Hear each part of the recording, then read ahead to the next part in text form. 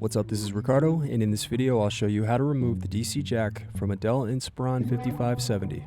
If you're looking for parts for this laptop, go to our website and use this coupon for a 5% off discount.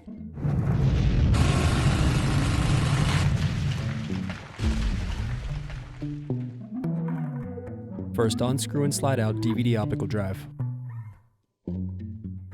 Then unscrew and remove bottom base.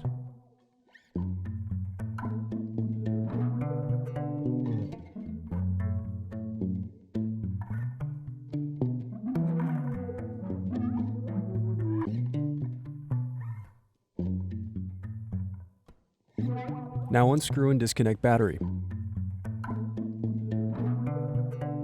Next, unscrew and lift display hinge from palm rest. Then unscrew and disconnect DC jack. Thanks for watching. Don't forget to like and subscribe if you enjoyed this video. And if you need more, check out this playlist to watch other tutorials for your laptop. You can also click here to find parts for your laptop at partspeople.com.